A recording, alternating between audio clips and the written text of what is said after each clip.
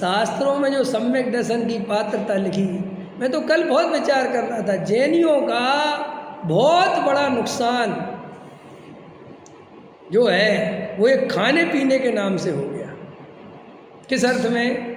हमारा सारा धर्म, सारी पात्रता काय में घुस गई?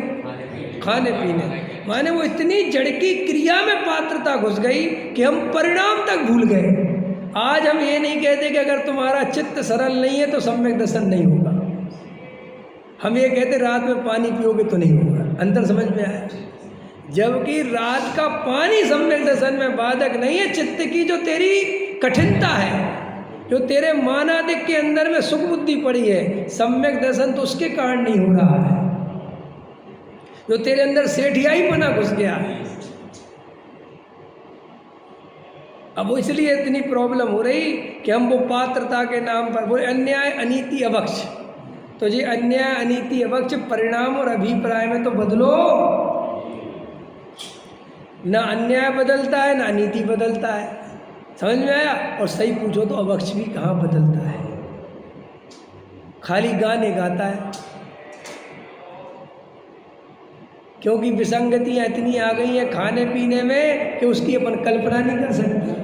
अभी आपने शिविर लगा था तो अभी हम गाना गा रहे थे कि जो खाएगा आलू वो बन जाएगा भालू। हाँ। अब पूछिए हमारे विवेक जी ने कि आलू कौन कौन खाता है, तो 90% लोगों ने हाथ उठाया। हाँ। अब बताओ हमारी तो जो डाउन हो गए बराबर। भाई, हमारी जो बात हमने यहाँ समझाई है हाँ। तो क्या रहा? कुछ नहीं रहा। आप समझे नहीं रहे भाई साहब। ये भ्रम तोड़ दो कि तुम्हारे समझाने से कुछ होता है। अंदर में ये लाओ कि जब तक जीव के अंदर स्वयं आत्मा की प्यास नहीं होगी, जिसे संसार से पार होने का क्या समझा लोगे तुम? क्या आलू और क्या भालू?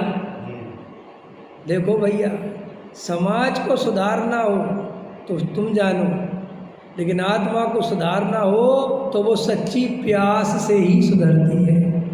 अगर संसार दुख रूप नहीं लगता, जन्म मरण मृत्यु, जन्म जरा बुढ़ापा दुख रूप नहीं लगता, जन्म मरण बुढ़ापे के दुख नहीं लगते, संसार की अवस्था दुख रूप नहीं लगती, राग देश कसाय दुख रूप नहीं लगते, आकुलता नहीं लगती, पैसे मकान दुकान मानादिक में मजा आ रहा है, तो चाहे जितना समय सार सुनो वो पचने वाला नहीं है। समय सार पचाने के लिए संसार दुख रूप पहले चाहिए, न वरना ये उल्टा कर देगा तुम्हें। क्यों? कि ये कहेगा जीव संसार में रहता ही नहीं, जीव तो सदा काल द्रव्य कर्म भाव कर्म से न्यारा है। तुम कहोगे बहुत अच्छा।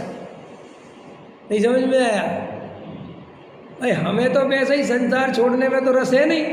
हमें तो संसार में रहना अच्छा लगता है, पंच इंद्रिय के विषय भोगना अच्छा लगता है, पैसा कमाना अच्छा लगता है। और प्रवचन में और सुन लिया कि आत्मा पैसा कमाता ही नहीं, आत्मा तो ज्ञाता है।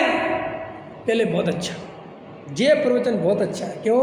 कि ये प्रवचन तुम्हारे कमाने को डिस्टर्ब नहीं कर रहा। और जिसका समय सार सुन के कमाना डिस्टर्ब नहीं हो, उसने समय सार सुना ही नहीं। क्या कह रहे हो? समझ में आई? नहीं बात समझ में आई? अरे जिसको कमाना भार लगने लगे, जिसको कमाने जाना दुखरूप लगने लगे, बेचैनी लगने लगे, जिसे विषय कसाय के परिणाम दुखरूप लगने लगे, जिसे संसार महा दुखरूप लगने लगे, जो मोक्ष की तैयारी में लग जाए, उसने समय सार सुना है।